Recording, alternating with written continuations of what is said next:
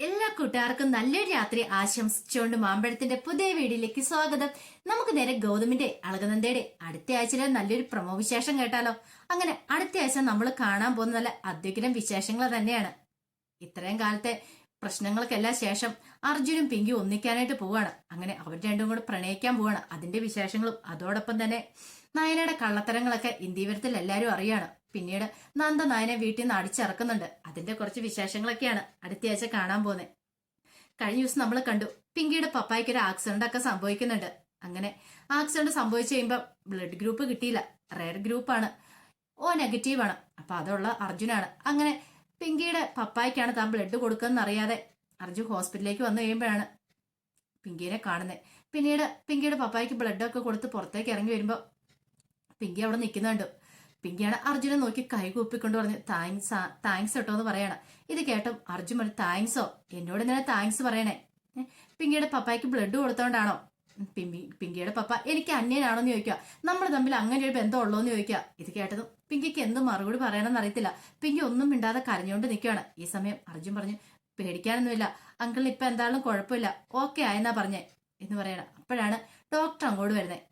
Doctor വന്നിട്ട് പിങ്കിയോട് പറഞ്ഞു ഇപ്പോഴെന്താളും അപകടനിലയൊക്കെ തരണം ചെയ്തിട്ടുണ്ട്, കൃത്യസമയത്ത് തന്നെ ബ്ലഡ് കിട്ടിയതുകൊണ്ട് കുഴപ്പമില്ല, മുറിവേന്ന് കുറെ ബ്ലഡ് വാർന്നു പോയതുകൊണ്ടാ പ്രശ്നം. എന്നാലും വീട്ടിൽ ചെന്നാലും അങ്ങനെ പെട്ടെന്നൊന്നും എഴുന്നേറ്റ് നടക്കാനൊന്നും പറ്റില്ല, ഒരാളുടെ കൂടെ ഹെൽപ്പ് വേണ്ടി വരും, രണ്ടുപേരെങ്കിലും വേണം, വീൽചെയറിന്റെ സഹായത്തോടെ വേണം കൊണ്ടാനായിട്ട്. പിന്നെ ഇന്ന് ഒരു ദിവസം ഇവിടെ കിടക്കട്ടെ, നാളെ രാവിലെ നിങ്ങൾ ഡിസ്ചാർജ് ആയി പോയിക്കോ, പക്ഷേ ഇടയ്ക്ക് ഹോസ്പിറ്റലിലേക്ക് വരണം, മുറി വെക്കുന്ന ഡ്രസ്സ് ചെയ്യണമെന്നൊക്കെ പറയാം. പിങ്കി പറഞ്ഞു ശരി സാറെന്ന് പറയാം. അങ്ങനെ ഡോക്ടർ അങ്ങോട്ട് പോവാണ്. ഈ സമയത്ത് പിങ്കിക്ക് എന്ത് ചെയ്യണമെന്ന് അറിയത്തില്ല, വല്ലാത്തൊരവസ്ഥ വരുന്നുണ്ട്. താൻ തന്നെ എന്ത് ചെയ്യാൻ പറ്റും? പെട്ടെന്ന് അർജുൻ പറഞ്ഞു പിങ്കിക്ക് ബുദ്ധിമുട്ടില്ലെങ്കിൽ ഞാൻ ഇവിടെ നിന്നോളാന്ന് പറയാ. ഇത് കേട്ടൻ പിങ്കി പറഞ്ഞു വേണ്ട അർജുൻ നിൽക്കണ്ട, അർജുൻ പൊക്കോ എന്ന് പറയണം. അതെന്താ പിങ്കി, ഞാൻ നിന്നാൽ എന്തെങ്കിലും കുഴപ്പമുണ്ടോ? എനിക്ക് ബുദ്ധിമുട്ടൊന്നുമില്ല എന്ന് പറയാ. അവസാനം പിങ്കി നോക്കിക്കഴിഞ്ഞപ്പോ പിങ്കിക്ക് വേറെ ഓപ്ഷൻ ഇല്ലായിരുന്നു. അർജുൻ പറഞ്ഞു എനിക്ക് ബുദ്ധിമുട്ടൊന്നുമില്ല, ഞാൻ ഇവിടെ അങ്കിളുടെ കാര്യം നോക്കി നിന്നോളാം, നാളെ ഡിസ്ചാർജ് ആയി വീട്ടിൽ കൊണ്ടേ ആക്കിയിട്ട് ഞാൻ പോയിക്കോളാന്ന് പറയാണ്, തിരികെ പോയിക്കോളാന്ന് പറയാ. അങ്ങനെ അന്ന് വൈകുന്നേരം അർജുൻ അവിടെ നിൽക്കുകയാണ്. പിങ്കിക്ക് അർജുനെ കാണുമ്പോൾ വല്ലാത്തൊരു വിഷമം വരുന്നുണ്ട് മനസ്സിൽ. കാരണം ഇത്രയും കാലം തന്റെ അടുത്ത് ഇത്ര അടുത്ത് സ്നേഹം ഉണ്ടായിട്ടും താൻ ആ സ്നേഹത്തെയാണ് വലിച്ചെറിഞ്ഞ് ഇല്ലാത്ത സ്നേഹത്തിന്റെ പുറകെ പോയത്. പക്ഷെ എന്നിട്ട് പോലും അർജുൻ ആ ഒരു ഭാവേദം ഒന്നും കാണിക്കുന്നില്ല, പിങ്കിയോട് നല്ല സ്നേഹത്തിൽ തന്നെയാണ് പെരുമാറുന്നത്. അത് മാത്രമല്ല അതിനുള്ളില് പ്രഭുരാമനെ ആവശ്യം വന്നു കഴിയുമ്പോൾ അർജുനാണ് പോയി കാര്യങ്ങളൊക്കെ ചെയ്യുകയും ചെയ്യുന്നത്. ഈ സമയത്ത് അർജുനെ കാണാതെ വന്നു കഴിയുമ്പോൾ ഇന്ത്യവരത്തിന്ന് സുമംഗല വിളിക്കുകയാണ്. സുമംഗല വിളിച്ചിട്ട് ചോദിച്ചു അല്ല എന്താ അർജുൻ, നീ ഇത് എവിടെ പോയതാ? നിന്നെ കണ്ടേ ഇല്ലെന്ന് കുറെ സമയമായല്ലോ പോയിട്ടെന്ന് ചോദിക്കുക. ഇത് കേട്ട അർജുൻ പറഞ്ഞു അതമ്മ എനിക്ക് അങ്ങോട്ട് വരാൻ പറ്റില്ലെന്ന് പറയാണ്. വരാൻ പറ്റില്ലേ? കാര്യം എന്താ? അതൊരു പ്രശ്നമുണ്ട്, നീ കാര്യം പറ അർജുൻ. എന്താ? അതെ പിങ്കിയുടെ അച്ഛനൊരു ആക്സിഡന്റ് സംഭവിച്ചു, അപ്പൊ ഞാനിവിടെ വന്ന അപ്പൊ പിങ്കിയുടെ കൂടെ ആരുമില്ല, പിങ്കി തന്നെയുള്ളൂ, അതുകൊണ്ട് ഇന്നൊരു ദിവസം എന്നിട്ട് ഞാൻ നാളെ വീട്ടിലേക്ക് വരുള്ളൂ എന്ന് പറയാ. ഇത് കേട്ട സുമംഗല പറഞ്ഞു നിനക്ക് നാണമില്ലേ അർജുൻ, നീ എന്തിനാ അവിടെ പോയി നിൽക്കുന്നേ? നിന്റെ മുഖത്ത് താലി വലിച്ചെറിഞ്ഞ അയാള്, എന്നിട്ടാണ് നീ അവിടെ പോയി നിൽക്കുന്നതെന്ന് ചോദിക്കും. ദേമേ ഒരു മനുഷ്യ ഒരു ആപത്ത് വരുമ്പോഴല്ല ഇങ്ങനെയൊക്കെ സംസാരിക്കുന്നത്. ഞാൻ ഒരു പട്ടാളക്കാരനാണ്, ഒരാളുടെ ജീവൻ രക്ഷിക്കാന്ന് പറഞ്ഞാൽ അതെന്റെ കടമയാണ്, ഞാൻ അത്രമാത്രം ചെയ്യുന്നുള്ളൂ, അതിനപ്പുറത്തേക്കൊന്നുമില്ല. അമ്മ വേണ്ടാത്ത കാര്യങ്ങളൊന്നും വ്യാഖ്യാനിച്ചെടുക്കണ്ട. പിന്നെ അമ്മയുടെ ഉള്ളിൽ വേറെ എന്തെങ്കിലും മോഹം ഉണ്ടെങ്കിൽ അതങ്ങോട്ട് മനസ്സിൽ നിന്ന് അങ്ങോട്ട് മായച്ചു കളഞ്ഞേക്കാൻ പറയുക എന്നും പറഞ്ഞ് അർജുൻ അങ്ങോട്ട് ഫോൺ വെച്ചു. ഈ സമയം സുമംഗലിക്ക് എന്ത് ചെയ്യണമെന്ന് അറിയില്ല. സുമംഗൽ ഇങ്ങനെ ഇടിവെട്ടായിട്ട് പോലെ നിൽക്കുന്ന സമയത്ത് നയനെ അങ്ങോട്ട് വരുവാണ്. നയന വന്നിട്ട് എന്താ അപ്പച്ചി എന്താന്ന് ചോദിക്കണം. ഞാൻ അർജുനെ കുറിച്ച് ആലോചിച്ചാന്ന് പറയണം. അർജുനോ? എന്തു പറ്റി? അർജുൻ എന്തു പറ്റി? അവനാ പിങ്കിയുടെ അടുത്തുണ്ടെന്ന് ഹോസ്പിറ്റലിലോ? അതെ, പിങ്കിയുടെ പപ്പായ്ക്കേണ്ട ആക്സിഡന്റ് ഉണ്ടായെന്ന്, അവനായിട്ട് ബ്ലഡ് കൊടുക്കാൻ പോയപ്പോ ഇപ്പൊ അവനാണ് അവിടെ നോക്കി അയാളെ കെയർ ചെയ്യുന്നതെന്ന്. ഇത് കേട്ടതും നയന പറഞ്ഞു കൊള്ളാം, നല്ല കഥയായിപ്പോയി. അർജുനെയും പിങ്കിയെയും തമ്മിൽ അകറ്റാൻ വേണ്ടിയിട്ടല്ല നമ്മൾ ഈ പ്ലാനുകളെല്ലാം നടത്തിയത്. അവസാനം കിടക്കുന്നു. അവളെ നോക്കിക്കൊണ്ട് അയാളെ നോക്കിക്കൊണ്ട് അർജുൻ തന്നെ അവിടെ പോയി നിൽക്കുന്നു. എന്താ അപ്പച്ചി കേൾക്കണേ? ഇങ്ങനെ പോയിട്ടാണെങ്കിൽ എങ്ങനെയാ ഞാനും അർജുനും തമ്മിൽ വിവാഹം നടക്കണമെന്ന് ചോദിക്കുക. ഇത് കേട്ട സുമംഗല പറഞ്ഞു അവള് മിക്കവാറും അർജുനെ അവിടെ പിടിച്ചു നിർത്തിയായിരിക്കും, കുഴപ്പമില്ല, അവൻ ഇങ്ങോട്ടൊന്ന് വന്നോട്ടെ മോളെ, എന്ത് ചെയ്യണമെന്ന് എനിക്കറിയാം, എത്രയും പെട്ടെന്ന് തന്നെ ഡിവോഴ്സ് കൊടുപ്പിക്കണം, എന്നിട്ട് വേണം മോളുമായിട്ടുള്ള വിവാഹം നടത്താനെന്ന് പറയാം. നയന പറഞ്ഞു ഇതൊക്കെ വല്ലതും നടക്കും അപ്പച്ചി? ഒരു കാലത്ത് തന്നെ വെറുതെ ആശിപ്പിച്ചു, ഇപ്പോഴും അങ്ങനെ തന്നെയാണെന്ന് ചോദിക്കുക. അങ്ങനെയൊന്നും ഇല്ല മോളെ, മോള് ധൈര്യമായിട്ടിരിക്കുക, നിങ്ങൾ തമ്മിലുള്ള വിവാഹം നടക്കൂന്ന് പറയാം.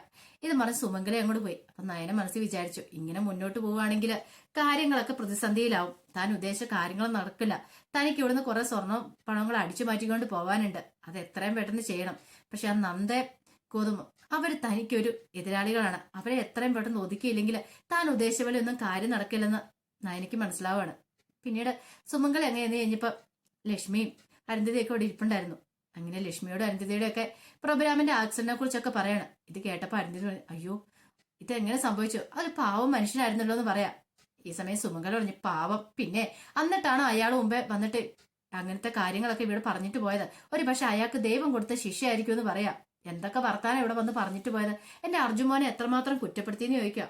ഇത് കേട്ടപ്പോ അരുന്ധതി പറഞ്ഞു, ഇങ്ങനെയൊന്നും പറയില്ല സുമംഗലെ, അത് പിങ്കിയുടെ പപ്പയല്ലേ. കാരണം പിങ്കിയുടെ മാനസിക വിഷമം അദ്ദേഹത്തിനെല്ലാം അറിയാൻ പറ്റുള്ളൂ. അത് മാത്രമല്ല മോളുടെ ജീവിതം ഇങ്ങനെ തകർന്നു പോയ സമയത്ത് ഏതൊരച്ഛനും ഇങ്ങനെയൊക്കെയല്ലേ പറയുള്ളൂ എന്ന് ചോദിക്കുക ലക്ഷ്മി.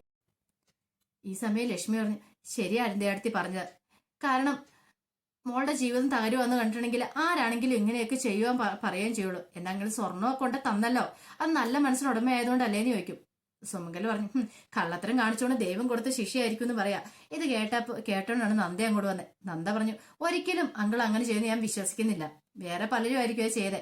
വെറുതെ അങ്കിളുടെ തലയിലേക്ക് ഈ മോഷണക്കുറ്റം ചുമത്താനായിട്ട് ആരും ശ്രമിക്കേണ്ടെന്ന് പറയാ. സുമയ്ക്കാലേക്ക് അതങ്ങോട്ട് ഇഷ്ടപ്പെട്ടില്ല. സുമംഗല പറഞ്ഞു, ആ പിങ്കിയുടെ അയാളുടെ സ്വഭാവം ഒന്നും നിനക്ക് ശരിക്കും അറിയത്തില്ലാഞ്ഞിട്ടാ. അല്ലെങ്കിൽ ഇത്രയും കാലം അവൾ ഈ കുടുംബത്തിലുണ്ടായിരുന്നു. എന്നിട്ടോ ഒരു ദിവസമെങ്കിലും എന്റെ അർജുനുമായിട്ട് സന്തോഷത്തോടെ അവൾ ജീവിച്ചോ? ഇല്ലല്ലോ.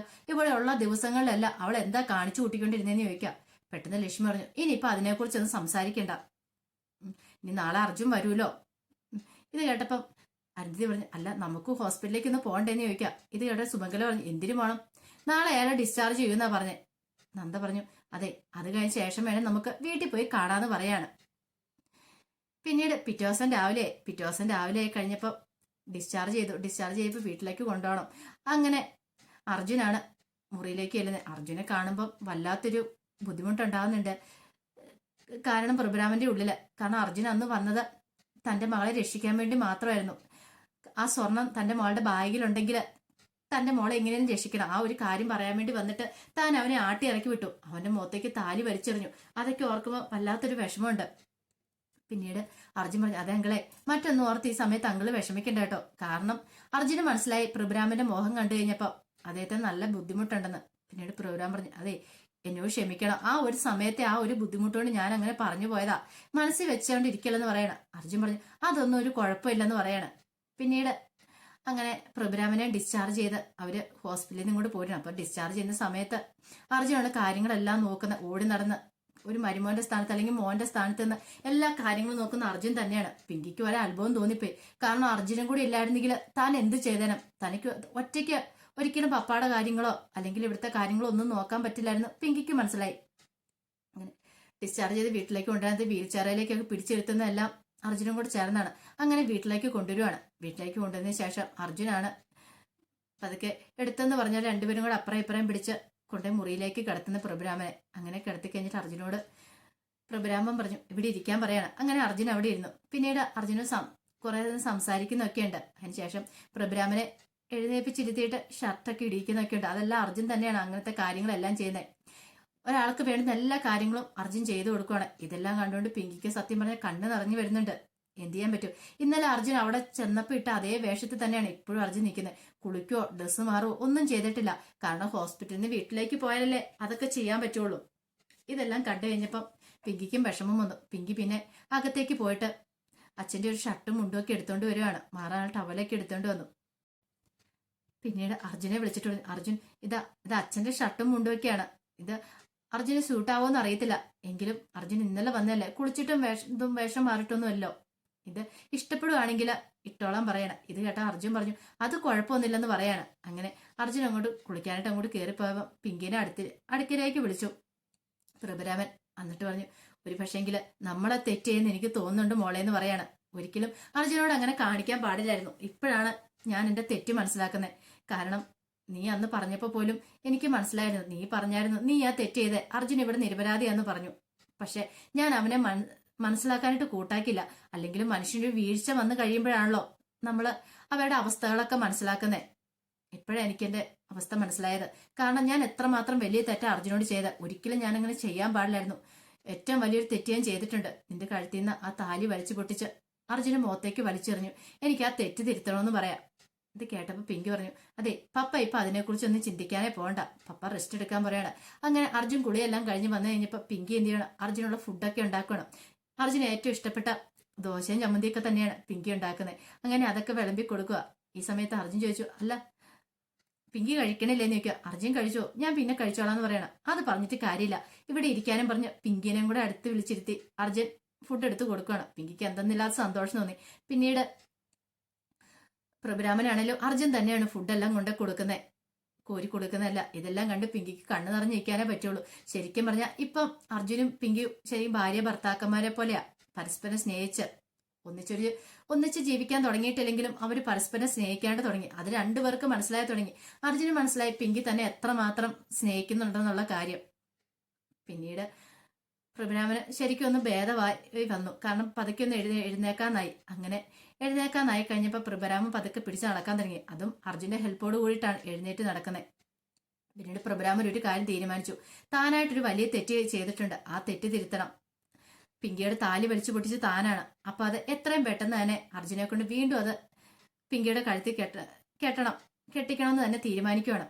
അങ്ങനെ അർജുനെ വിളിച്ചു പിങ്കിനെയും വിളിച്ചു. എന്നിട്ട് അർജുനോട് പറഞ്ഞു, അതെ അർജുൻ, ഞാനായിട്ട് നിന്നോടൊരു വലിയ തെറ്റ് ചെയ്തിട്ടുണ്ട്, എനിക്ക് ആ തെറ്റ് തിരുത്തണമെന്ന് പറയാം. എന്താ അങ്ങളെ, എന്താ കാര്യം എന്ന് ചോദിക്കാണ്.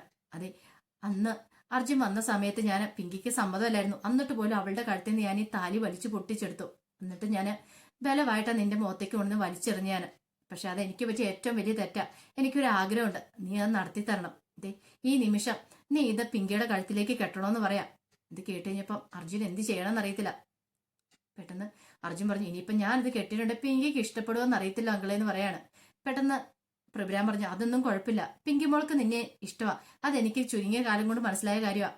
അതുകൊണ്ട് ധൈര്യമായിട്ട് നീ അവളുടെ കഴുത്തിൽ താലി കെട്ടാൻ പറയണം. ഞാനായിട്ട് ചെയ്ത തെറ്റാ, എനിക്കായിട്ട് തന്നെ തിരുത്തണമെന്ന് പറയാം. അങ്ങനെ അർജുൻ വീണ്ടും പിങ്കിയുടെ കഴുത്തിലേക്ക് ആ താലി ചാർത്തുവാണ്. ഈ സമയത്ത് നയന ആകെപ്പാടെ പെട്ട അവസ്ഥയിലായിരുന്നു. നയനയ്ക്ക് മനസ്സിലായി മിക്കവാറും അർജുനെ കിട്ടാൻ പോകുന്നില്ല. അർജുൻ പിങ്കിയുടെ അടുത്താണല്ലോ താമസം തുടങ്ങിയിരിക്കുന്നത്. ഇങ്ങനെ പോയിട്ടുണ്ടെങ്കിൽ താൻ ഇവിടുന്ന് കെട്ടേണ്ടി വരും. അങ്ങനെ ഇറങ്ങാണ്ട് വന്നിട്ടുണ്ടെങ്കിൽ ഇവിടുന്ന് എന്തെങ്കിലുമൊക്കെ അടിച്ചു മാറ്റിക്കൊണ്ട് പോകണം തന്നെ തീരുമാനിക്കുകയാണ്. അങ്ങനെ നയന എന്ത് ചെയ്യുവാണ്, തന്റെ ഫ്രണ്ടിനെ വിളിക്കുകയാണ്. അപ്പൊ നയനയ്ക്കൊരു ഫ്രണ്ടൊക്കെ ഉണ്ടായിരുന്നു.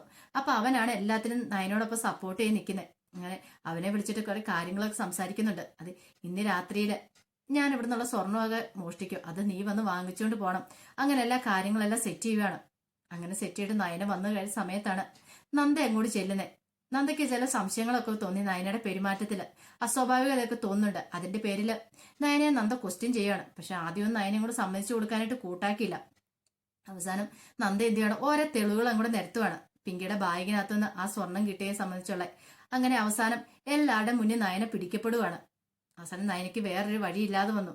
അങ്ങനെ നയനെ അവിടെ നിന്ന് അടിച്ചിറക്കുവാണ് ഇന്ത്യവരത്തുള്ള എല്ലാവരും കൂടെ കൂടിയിട്ട്. അപ്പൊ അതിന്റെ വിശേഷങ്ങളൊക്കെ കാണാൻ പോകുന്നത്. ആ വിശേഷങ്ങളൊക്കെ നമുക്ക് എല്ലാവർക്കും കാത്തിരിക്കാം കേട്ടോ. ഒരിക്കൽ കൂടി എല്ലാവർക്കും നല്ലൊരു രാത്രി ആശംസിച്ചുകൊണ്ട് നിർത്തുന്നു. നന്ദി.